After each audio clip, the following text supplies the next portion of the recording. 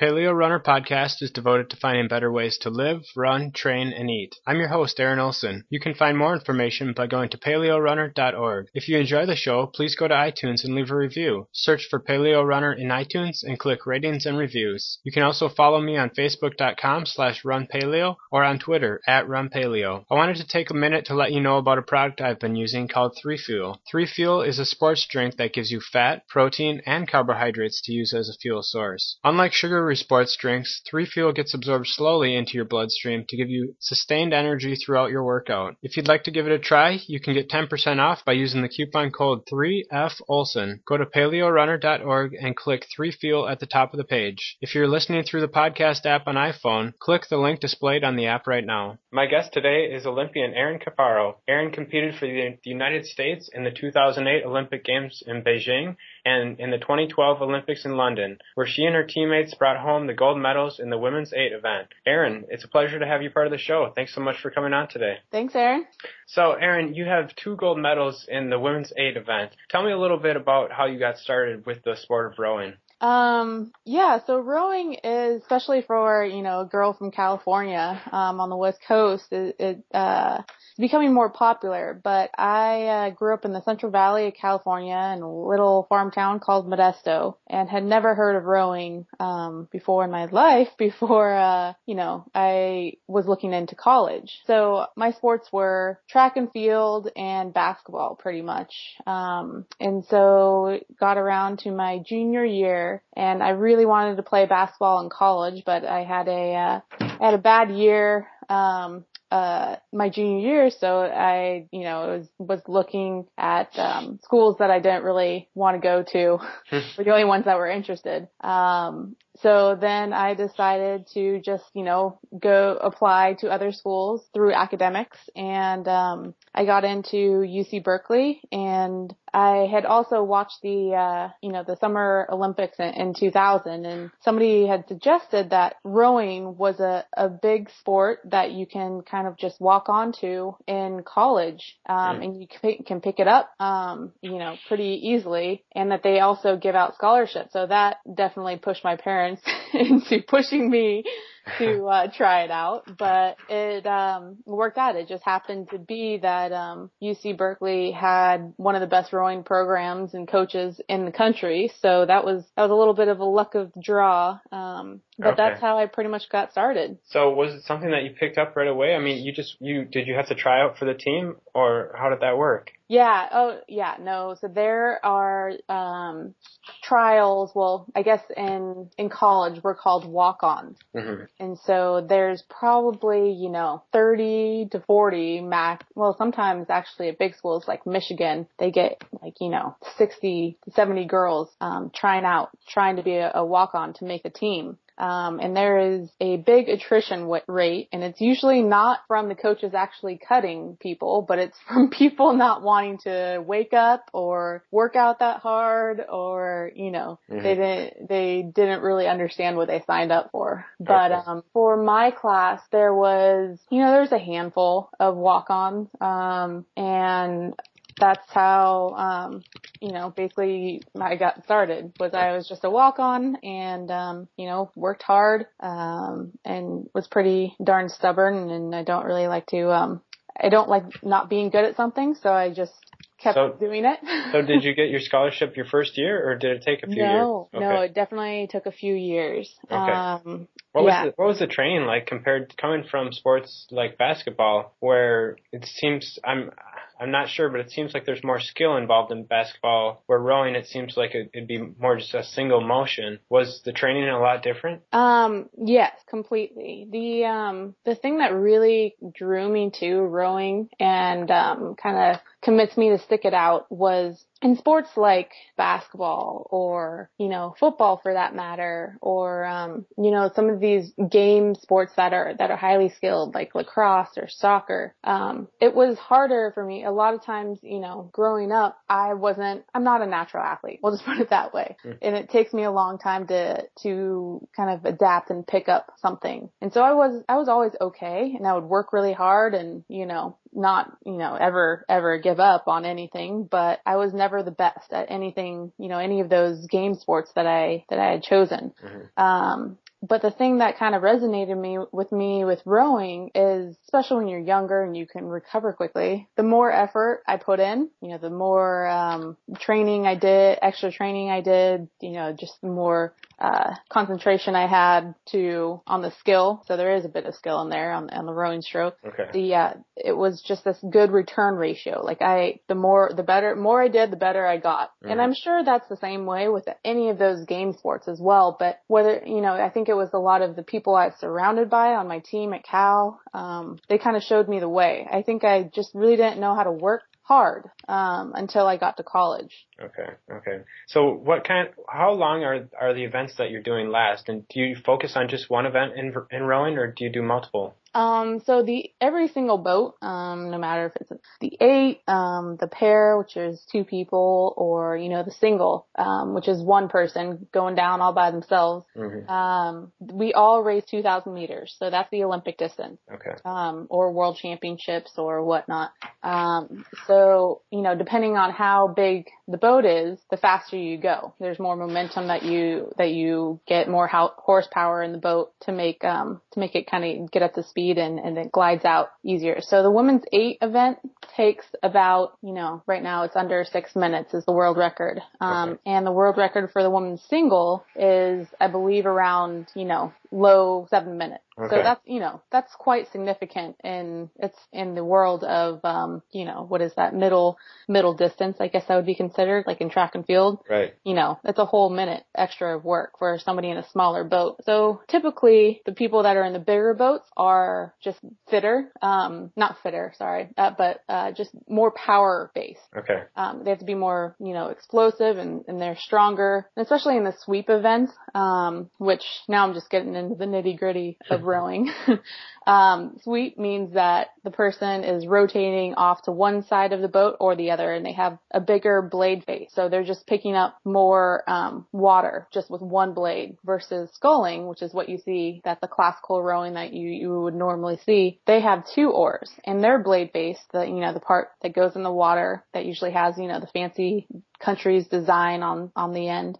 Those are about half the size, but they have 2 of them. So that takes a little bit more coordination. So sculling is said to be more skill, and sweeping is said to be more, just raw fitness and strength. So you typically specialize in not only, sculling or sweeping. So, I specialized in sweeping, but you also specialize in what boat class. And I did a little bit of the women's pair. So it was myself and, one other pair partner. And then I did that quite a bit in the world championships. But then, both years in 2008 and 12 went back into the 8. Okay. And in the 8, is there someone always kind of directing you towards the front of your boat? Yeah. So that's the plus that you always see. Okay. After, when you see women's 8 or men's 8 plus, okay, that they get a plus. So there's actually 9 people in the boat, but they physically... Is that a coach or is that someone on the team? How does that work? I would say they're in the middle. So they are there to support the teammates, but they are also there to be like the coach in the boat. There's a weight minimum. So if they weigh any less than that amount, they have to carry dead weight in the boat just to make it even. For women, it's 110 pounds. So typically you don't want to get anybody any bigger than that, because it is, dead weight. I don't like saying that to them, nor do they like hearing that. But, they don't contribute physically, but they definitely are heads in the boat. So that's kind of the interesting part about the 8, with the coxswain in there is what we call them, the little.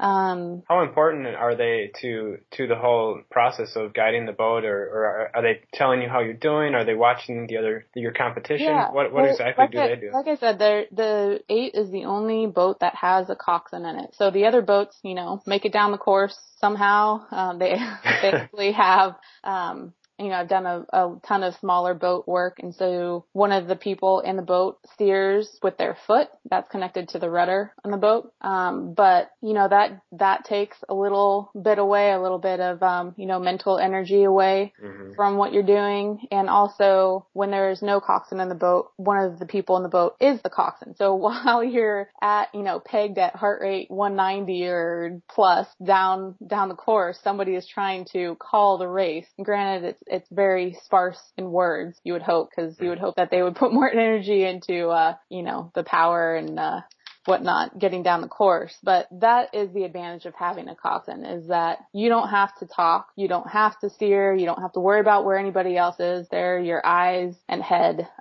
for the race. And so typically that's why the 8 goes so much, it goes pretty fast, just because you can concentrate just on one thing. Okay.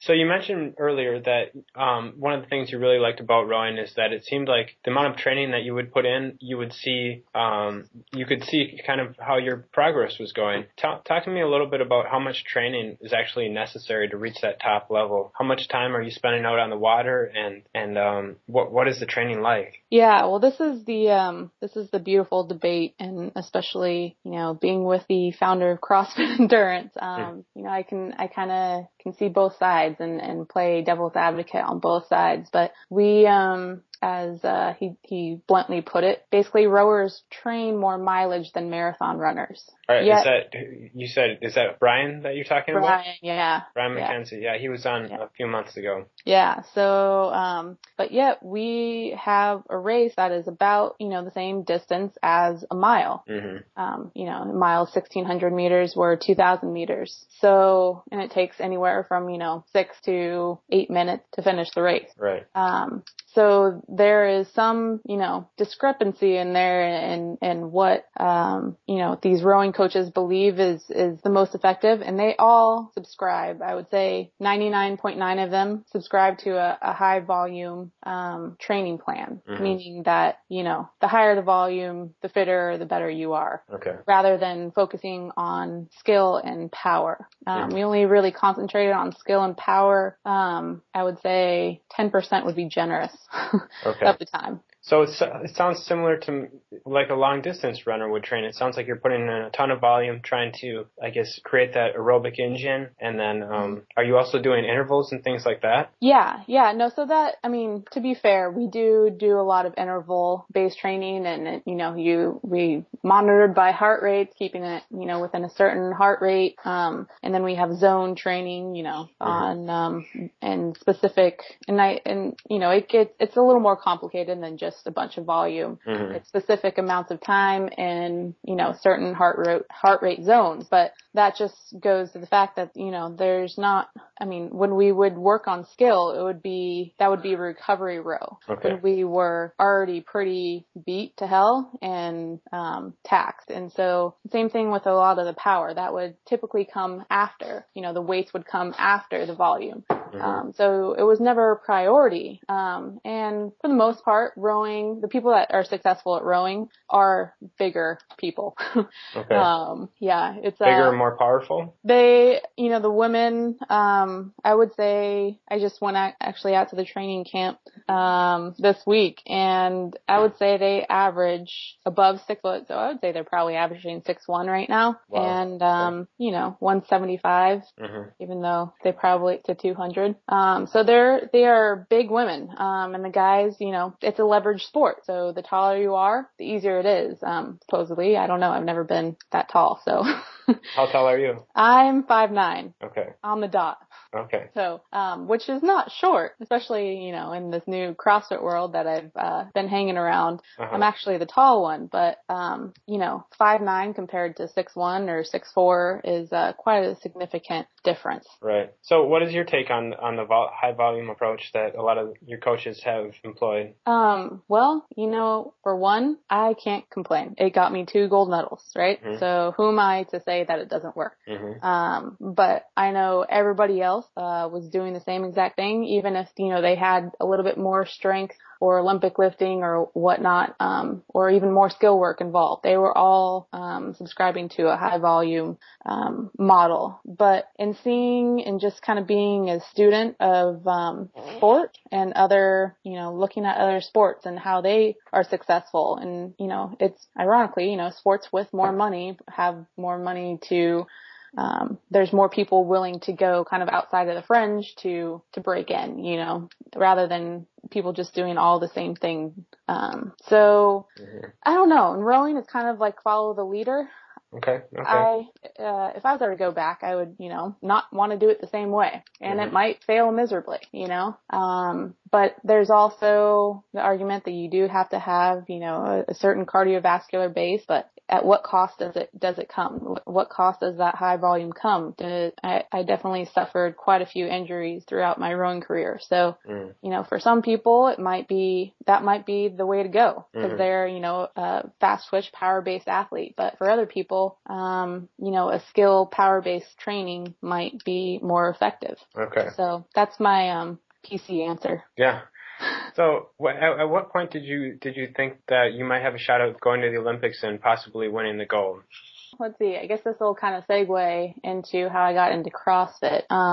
I, rowed in college and then joined the U.S. national team in 2006. And then I was kind of on the fringe or just on the cusp of making an Olympic class boat. It just wasn't strong enough, with the scores that you pull on the rowing machines or in the boat. I just wasn't competitive enough. And so at that point I was like, I really want to make the Olympics, but I don't know. I'm going to give it my best shot. But I never, I was never one of those kids thinking or dreaming of going to the Olympics. Cause like I said before, I was never, the most athletic one. I just like to compete. So, in the fall of 2007, so the fall of the Olympic year, I decided to kind of take on something new and a little bit different. I knew I had to do something different than I did the previous, year and a half in order to make this boat. And so I just kind of took a little bit of personal responsibility and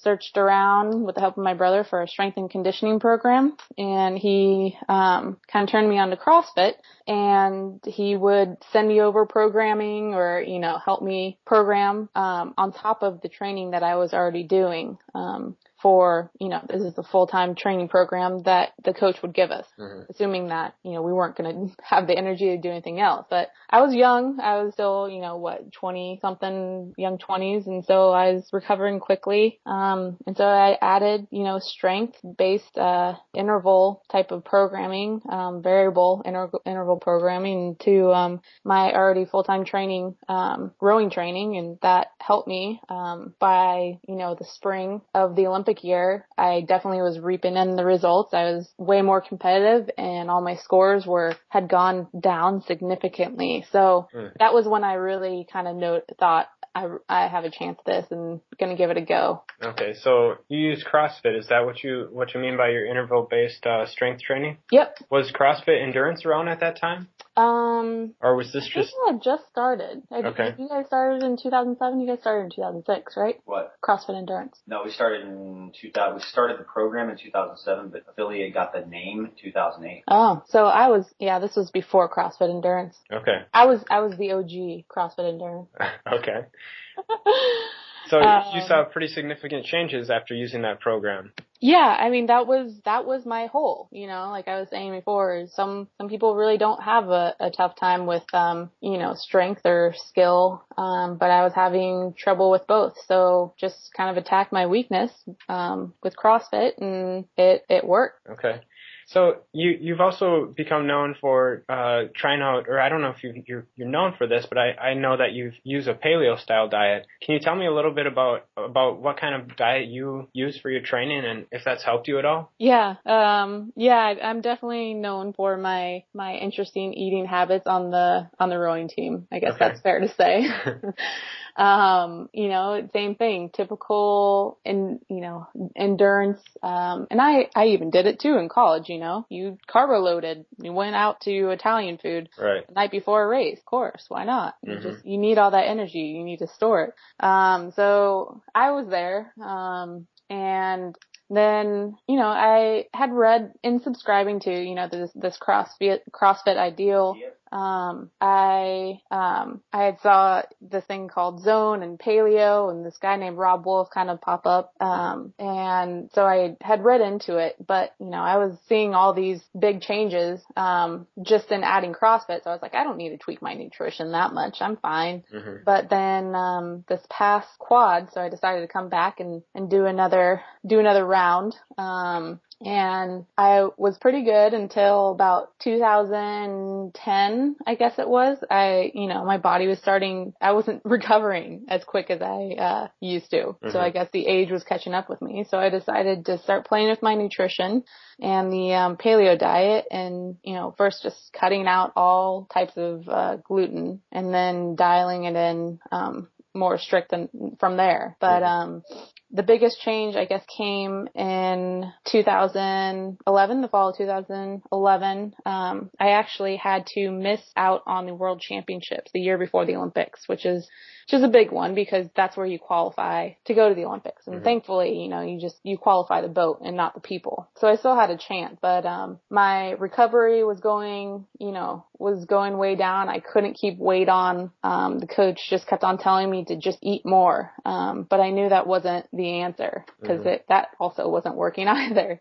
So I was trying to keep the quality of food high, but finally, I circled back around with Brian McKenzie, and I kind of talked about this problem to him, and he said, well, we need to up your fat. And I was like, well, I don't want to get fat. I just want to, stay muscular. And he's like, no, fat doesn't make you fat. And it was kind of a scary concept at first, eating, all this bacon and, spoonfuls of coconut oil and everything, because you're just so brainwashed to think, fat on a nutrition facts equals, fat on you. Right. But that's not the case, especially when you use these high quality fats, meaning, like coconut oil, natural animal fats that, is good, and, nuts, and we can go down the list, avocados, oils, all that stuff. So, did that, got stronger, was able to maintain, a decent weight, but also, kept my body fat under, I think it was right around 10% or under, which is right where you want to be for rowing. You don't really want to be much lower because you want to buffer your nervous system, but you also need some weight to throw around, right? Okay. But, I was probably one of the leanest ones on the team, and strength to weight ratio was one of the top ones, for sure. That's great. So you're the one who's spooning coconut oil and eating bacon, and you're the leanest one on the team. Right? That's funny, but that's how it works.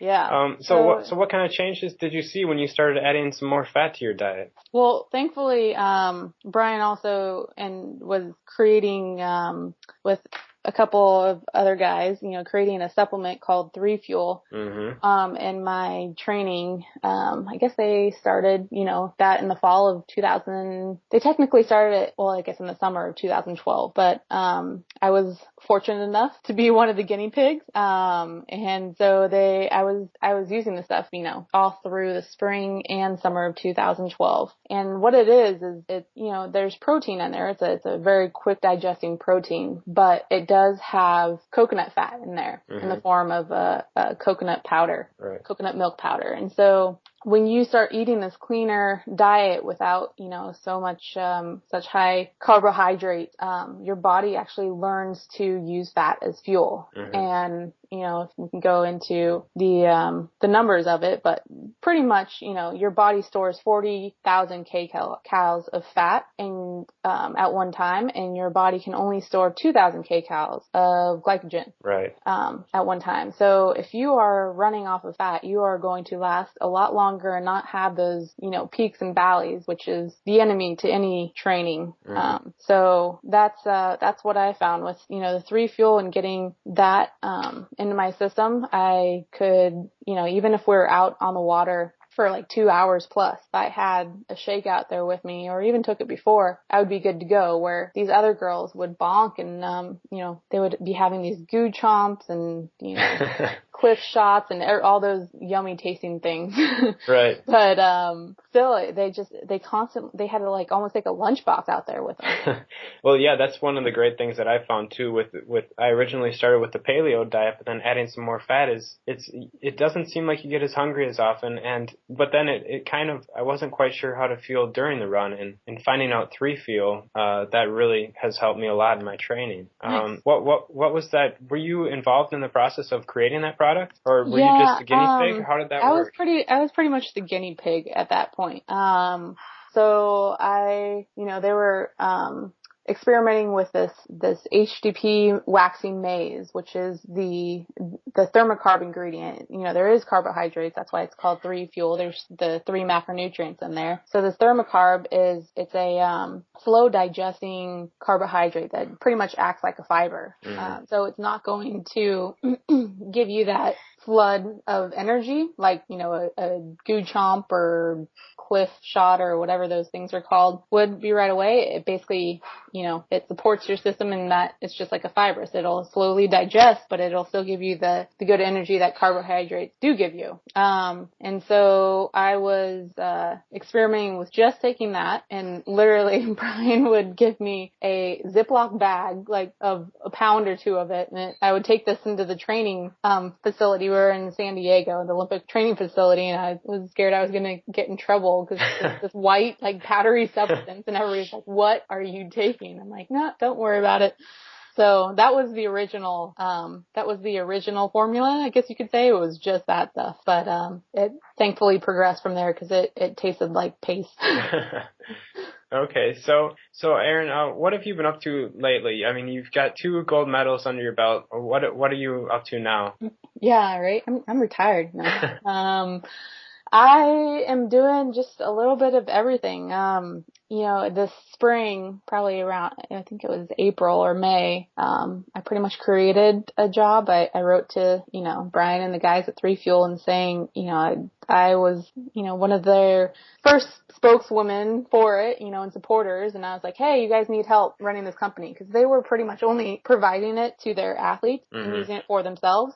And so it was, that was what they originally created it for, because there was nothing on the market that they could recommend to their athletes or actually want to take themselves. So that was kind of the humble beginnings of it. But I was like, well, why we should share this with more people, because I think they would enjoy it as well. Exactly. So that's kind of been that's been scratching my competitive itch, I guess, as of lately, is just pretty much helping all the operations and ins and outs of 3Fuel. And, okay. I don't have any classically trained business experience, but I know how to work hard, and I, problem solve. So that gets you a long way. Yeah. How about with athletics? Are you still doing CrossFit, and are you going to be rowing in the future? Rowing, I think I'm pretty satisfied with my rowing career. It's one of those sports where actually, in the U.S., you have to be, around other people that row, at a high,